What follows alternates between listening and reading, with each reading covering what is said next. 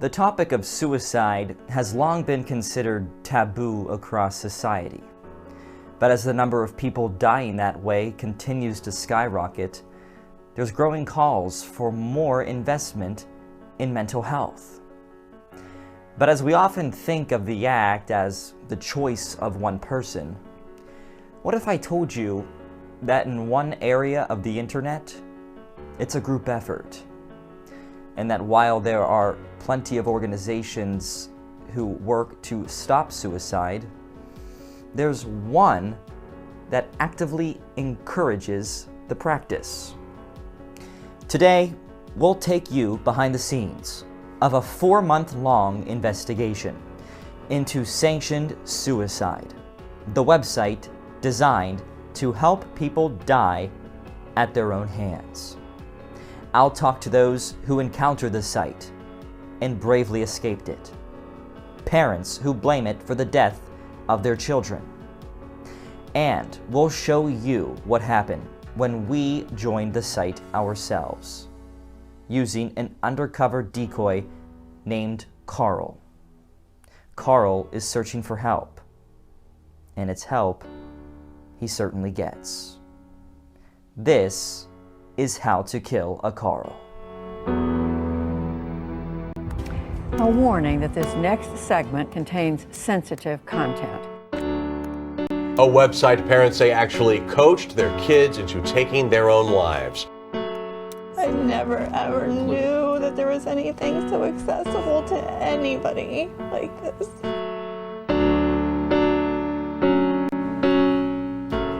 Not everyone who visits sanctioned suicide is suicidal, at least not initially. When 22-year-old Devin, a college student, was scrolling through Reddit early in the COVID-19 pandemic, he thought nothing of it. Typically watching funny videos and silly memes, he never expected to click on a link that would teach him to take his own life. But that's precisely what happened. I was bored one day in between classes, so I pulled up Reddit and found a thread about COVID lockdowns and the debates surrounding them. That's when I saw someone post a link with the caption, "Check out this site if you're really fed up with this COVID stuff."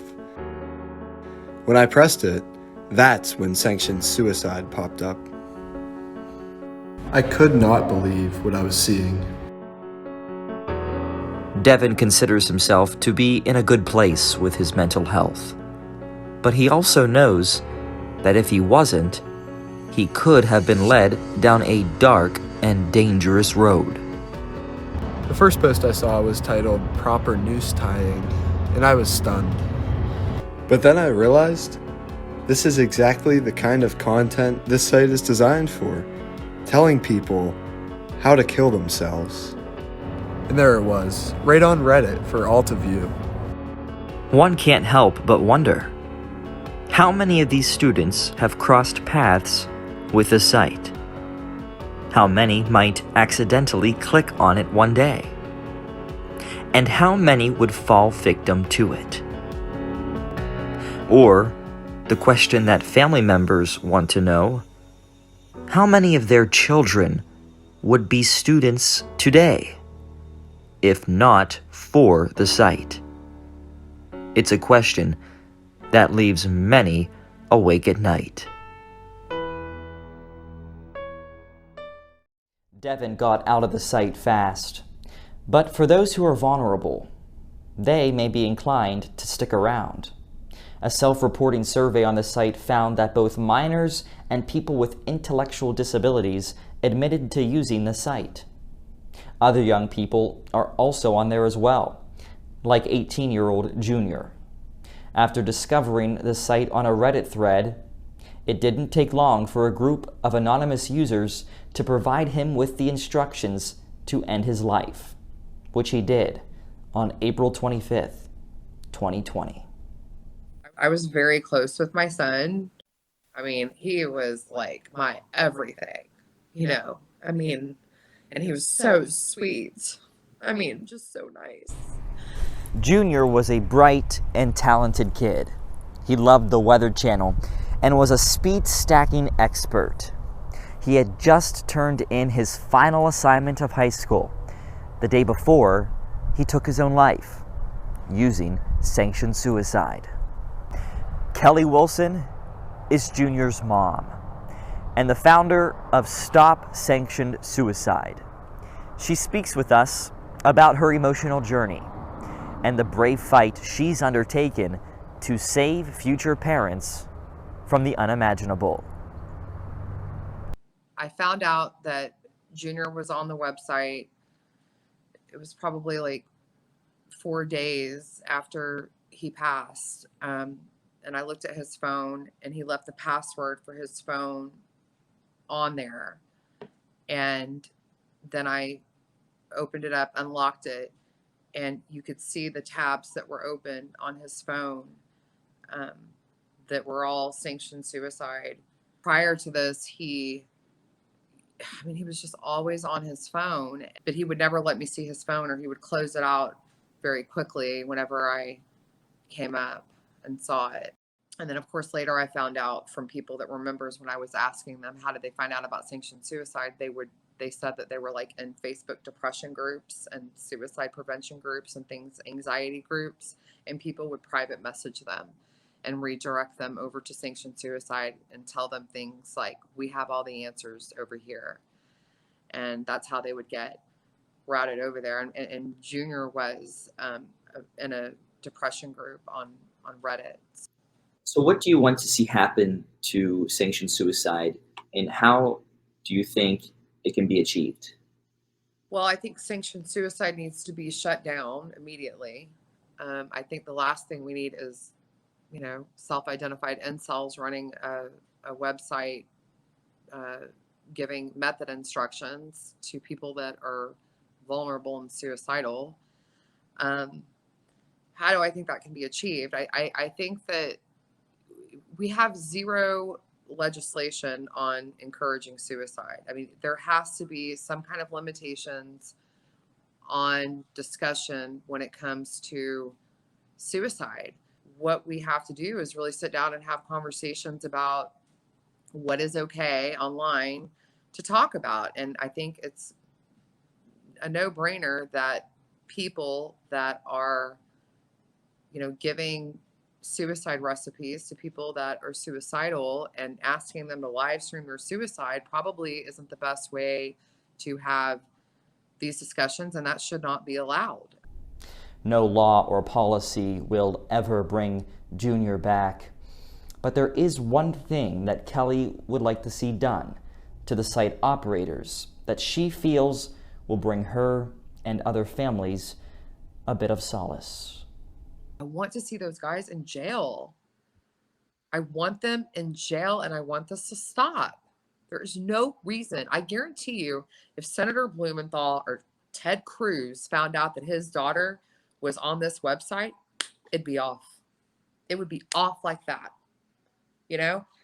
Ted Cruz and John Cornyn have already made statements about this being so awful, and people that knowingly exploit the mental health challenges of someone by promoting suicide is awful and disgusting and all of that. Well, guess what? The survey's there. I got it from their website. You can see it. It's right there. It shows that there are minors on there. I mean, people from that website gave that information. It's there. People are autistic. People are suffering from mental illness. How many people have to die? How clear does it have to be to have something done about this? This is insane. Coincidentally, as our cameras were rolling, Kelly received a text message, as she does often weekly, from a new family member who recently lost a loved one to sanctioned suicide. Oh, look, I just got on my Facebook group. I have a Facebook group called Stop Sanctioned Suicide. And it looks like someone's daughter just died. And then I just got another one right now. I'll wait in a minute. That one will come up.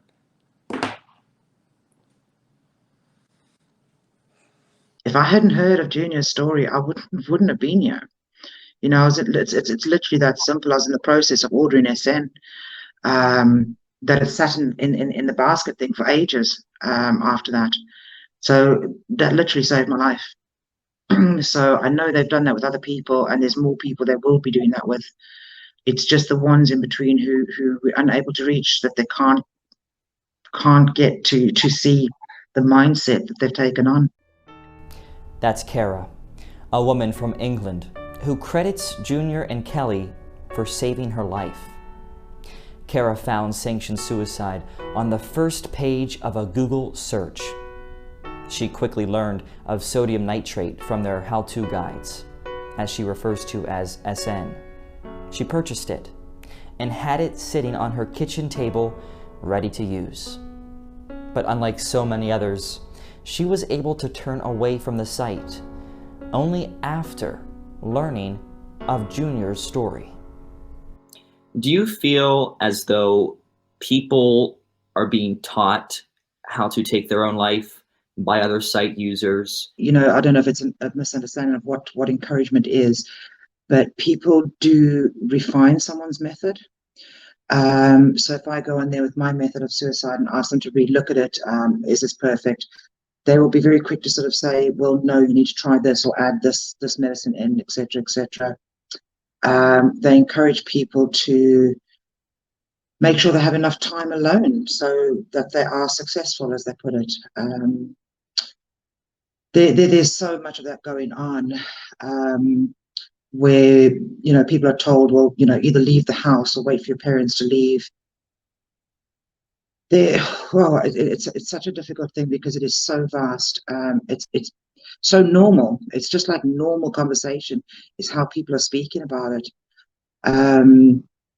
They will, you know, perfect a method right down to you will be successful. If you don't follow it like this, then don't bother because you won't be successful. What do you think should happen to sanctioned suicide moving forward? I think it definitely needs shutting down. It can't be moderated. That's been shown already by the moderators. The moderators are the ones giving absolute abuse to the parents. Therefore, I don't believe it can be moderated. I do believe in having a place or a safe space for people to speak about their thoughts. But that isn't what this site is. It definitely shouldn't be up, and the longer they take to take it down, the more people are dying. And I just think it's shocking that it's not treated with more seriousness. Kara's fellow Brit, 32-year-old Jeremy, found the site on Google by searching 2 words, suicide chat. He was looking for a place to talk openly about his feelings and feared doing so with a therapist could lead him to being hospitalized.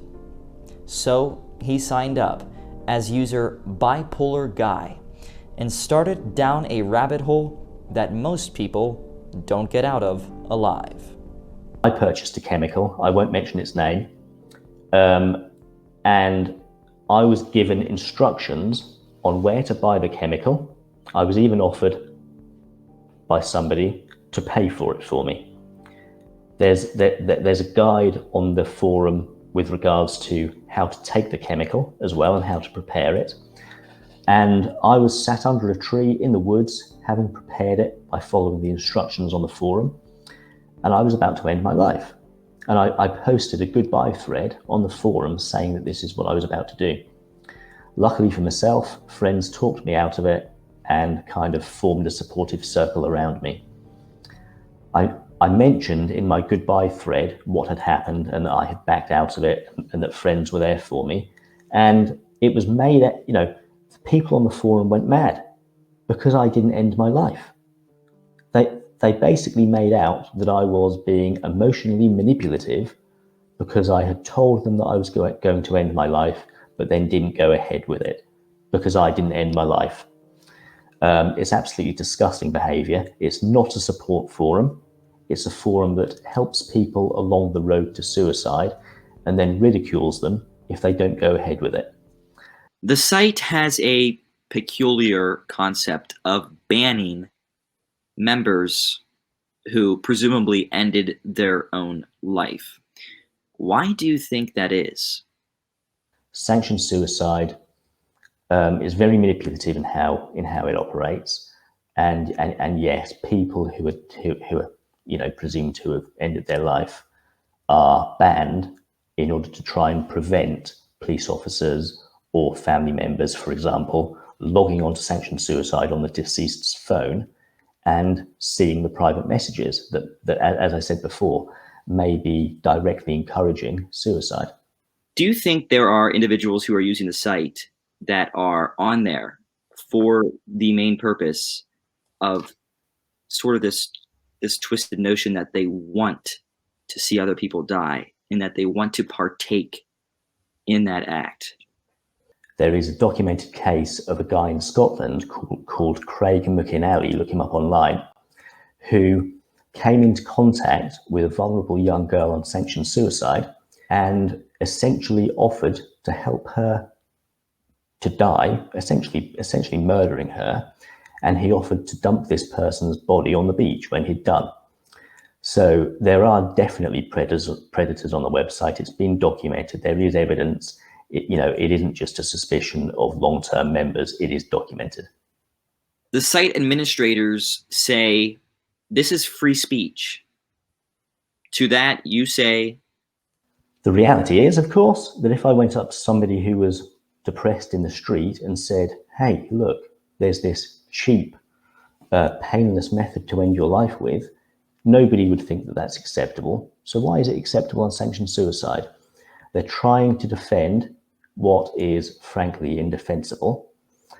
And as regards this mission to make assisted suicide legal, well, if they didn't think that they were doing anything wrong, they wouldn't care so much about preserving their anonymity. Jeremy also tells the story of one despicable act of harassment towards the mother of a victim. So I'm in touch with a family here in the United Kingdom who tragically lost their son to suicide.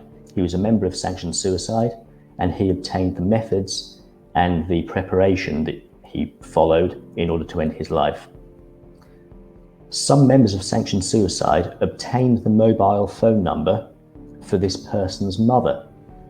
And on the anniversary of when this mother lost her son, they phoned her pretending to be her son. Hello, Mum, it's Joe, they said, teasing this mother who had lost her son to suicide. People on the outside would be forgiven for thinking that this is just a forum where people encourage each other to end their life, which is bad enough, but it isn't just that. There are some real predators on there, nasty individuals, and the site needs to be shut down as soon as possible. So what did Junior, Kara, and Jeremy see? The evidence is hard to look at. Instructions on where to buy poison. Scheduling live streams for others to watch a suicide. How to hang oneself. Telling people no one will care when they die. Making sure they, quote, don't overthink it. There's the user who bragged that he's helped over 1,000 people die. The one who offered makeshift materials in a hurry. A tip suggesting to starve yourself. And perhaps the most outrageous, telling those with autism that their only option is to kill themselves. It's not a discussion of suicide generally. It's seemingly individually tailored on a case-by-case basis. The users almost act like doctors, only there's no cure to offer. The only prescription they give out is how to die. On the site's suicide resource page, one can choose from a variety of options. It's like a menu of death. One popular method suggested to users comes with an instruction manual. It's called sodium nitrate, or codenamed SN. Sodium nitrate is an FDA-approved meat preservative, legal to sell and buy. Site veterans claim it's both easy to access and easy to die with. One user, referred to as Stan, wrote a 3,000-word essay describing what it is, where to buy it, when to use it, and how to end one's life with it. Notice the last sentence of his guide. Quote, "Because of the wide time frame that death can be reached, it is vital that you factor this in your plan so you do not get found and saved." The site admins say this is just a site to discuss the theory of suicide and to promote autonomy and personal freedom. But that line sure sounds like the teaching of suicide. When famed child actor Matthew Mindler died by suicide in August 2021, it shocked everyone. But no one knew exactly how he died until the local medical examiner revealed he had ingested sodium nitrate. When coroners tell families their loved one died from a meat preservative, it naturally raises questions. Mainly, where in the world did they learn about it? That's precisely what the family of 17-year-old Matthew Van Antwerpen asked after he was found dead in Dallas. His mom, Sharon, said it took just 29 days for him to learn about the site, to read the instructions, purchase sodium nitrate, and die. She too once sanctioned suicide shut down. It's the ease of access that is the most enticing aspect to users. Amazon is mentioned by name as the easiest place to purchase it. The e-commerce giant has been pressured to take down the product. But because it's FDA approved, Amazon has no legal reason to act. But families of victims say, if they know people are recommending the site's products for suicides, why not stop selling it? When has doing the right thing meant only doing the legal thing? The FDA responded to our investigation by saying, the FDA strongly encourages using sodium nitrate for its intended use only. Sodium nitrate is a food additive which may be safely used in or on specified foods as regulated under the Federal Food, Drug, and Cosmetic Act. The FDA urges consumers not to use this product for anything except its intended use, as regulated by the FDA. The FDA has the authority to take enforcement action if a company is in violation of the Act. Amazon was also offered the chance to comment, but they did not respond. Sodium nitrate is also prevalent in countries like Ecuador and across Latin America, where individuals, because of the information learned on sanctioned suicide, can access it immediately and end their own life in the matter of days. In fact, it's precisely these kinds of third world countries who find themselves at an elevated risk because of their vulnerability. It's only natural that this type of environment will be breeding grounds for manipulation. 23-year-old Maria is an Ecuadorian citizen and agreed to speak with us. We don't have the kinds of resources to deal with mental health or to monitor our kids' internet use. Politicians always campaign on helping people's lives. Well, this is one area where their power can save them. It's up to governments to enact change at a national level. One thing is for certain.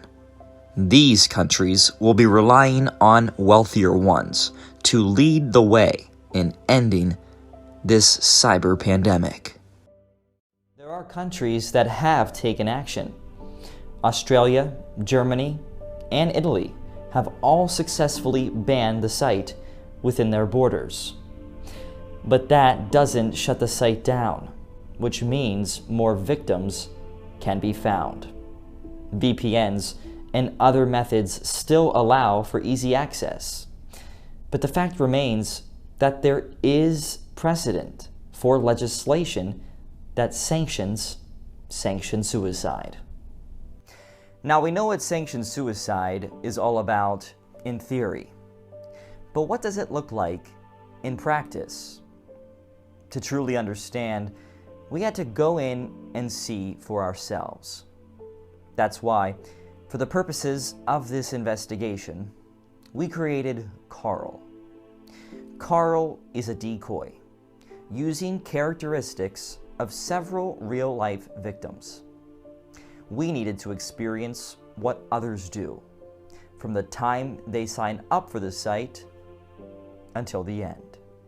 His username is Aspie Carl, a reference to the many users who self-reported to be living with autism. We consulted behavioral specialists to help guide us. The name alone should indicate to others that he may have altered thoughts and behaviors that places him at higher risk of self-harm and reduced cognitive control. Would it change the way users interacted with Carl? Would anyone reach out privately to stop him, or at least to talk to him? Well, you're about to find out. Here's what happened to Carl. We began by registering for an account, which could be done in the matter of seconds. Here's where the site allows users in blocked countries like Australia and Italy to easily bypass the law by using a VPN. The site requires users to explain why they want to join, so we entered a generic response, but made sure to type that Carl was looking for help, not a mere discussion. We immediately received an email telling us that Carl was approved. Notice two unusual aspects to the welcome letter: their immediate request for a Bitcoin donation and a cryptic yet ironic sign-off: "Stay safe." It was time to log in with Carl's new credentials. Now, the most popular section of the website is not hidden at all. It's plainly written. It's called Suicide Discussion, and the site owners describe it as, quote, "a place to share with the community any thoughts or feelings you have, and ask those questions you can't ask anywhere else." Now, what questions can you not ask anywhere else? Well, how about, how do I end my own life? And at any given moment in time, there are dozens, maybe hundreds of individuals who are surfing, ready and willing to offer the advice, to offer a how-to guide on suicide. We went straight to creating Carl's first post, asking for help. A series of 3 questions were created: asking for the fastest way to die, how to calm nerves, and where to find supplies. It was time to find out. Would anyone respond to Carl? The answer was yes. One user gave his recommended method and said not to worry about the nerves, because most who die that way die quickly. He also suggested going to a poor third world country because of their, quote, dysfunctional regulation. Another gave specific ways to calm nerves, while this user gave 3 different methods Carl could consider. And here was the reply, giving us a link to buy a fatal poison. Next, Carl asked for assistance in finding a location to die on his own terms via jumping. This user said to find tributes to other jumpers and follow their lead. This person suggested renting a flying device and then leaping out. What about the concern of injuring someone on the ground? Asked Carl. to which the user replied, I doubt you'd care after you hit the floor. Next was the skyscraper recommendation. Specific instructions on how high he would need to be for success. An actual address to a suitable location, and a quote, gorgeous location in one user's hometown. When it was time to end the investigation, Carl posted a goodbye thread, as is custom and expected for many. The post from Carl saying he was about to die, unsurprisingly, garnered the most likes. What's your method? Asked this user. The happiness expressed by others, sending well wishes, a swift journey, positive vibes, peace, and love. This user asked if Carl decided to jump, and if so, where. This one gave advice on how to calm Carl's nerves, the eeriest one from this person, saying, Remember, nerves are not dangerous. They're just emotions. You're about to leave your body, winky face. How do you feel about that? And one person even recommending Carl dance the nerves away. After a day of displaying anxiety and nervousness, not one person sent a message trying to talk to Carl. But they were quick to reach out as he was dying.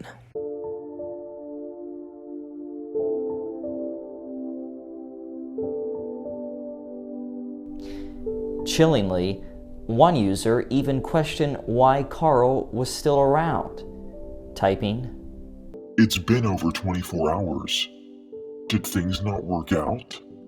The number one question asked by family members after discovering sanctioned suicide on their loved ones' devices is, how is this legal? It's a question that lawmakers themselves have begun asking, and tech companies preparing to answer.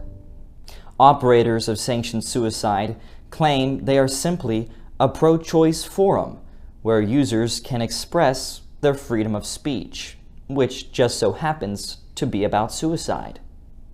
Tech companies say they are shielded by Section 230 of the Communications and Decency Act, which prevents liability for anything written on a site by a user.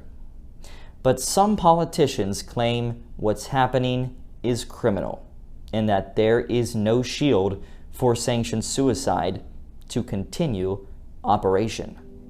Representative Lori Trahan, a Democrat from Massachusetts, has been leading the charge in Congress.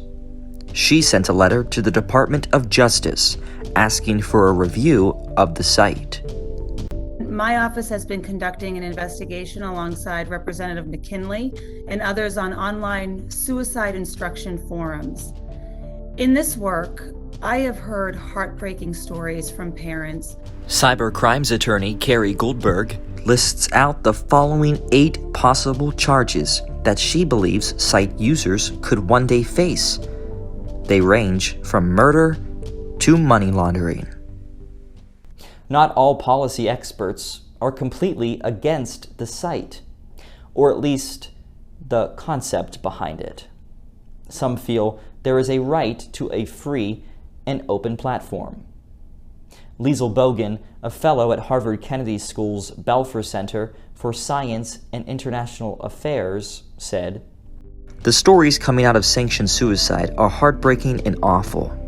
However, I do not think it is the proper role of the state to decide what public information individuals may access online, or for the state to limit public information, or to pressure technology company search engines to hide or downgrade public information. If I owned a web hosting company, I would likely not host that website. I would pursue policies to better fund mental health resources and improve access to them. Regarding the site's morality, bioethicist Michelle Meckel told us, One can legitimately question the existence of true voluntariness of suicide, where access to medical care for physical and mental health is not inclusive. Socioeconomic supports are seriously lacking.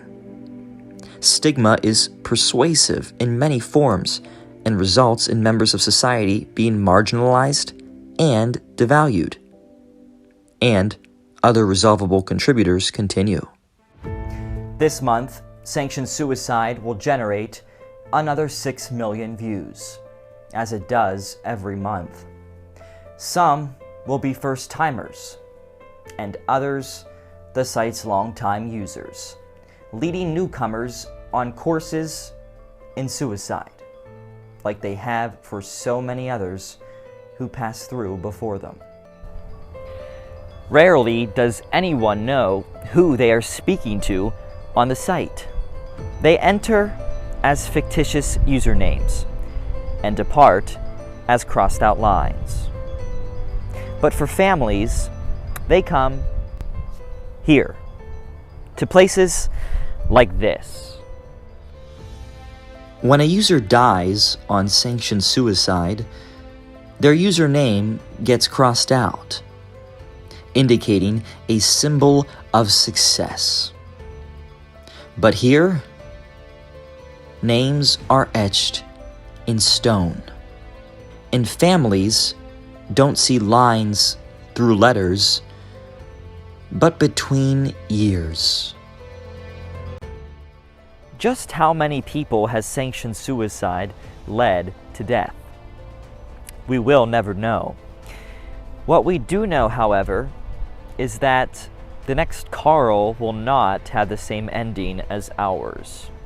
For while Carl was imaginary, Junior was not, nor was Sean, or Carlos, Joe, or Roberta. So is it cruelty or kindness, murder or mercy? That is for you to decide, and soon legislatures and politicians as well. The site users say it's not up to any of us to live and let live, or perhaps more accurately for them, to live and help die. This is where our time today comes to an end, but the story of Sanctioned Suicide is only just beginning. I'm Jordan Rhone.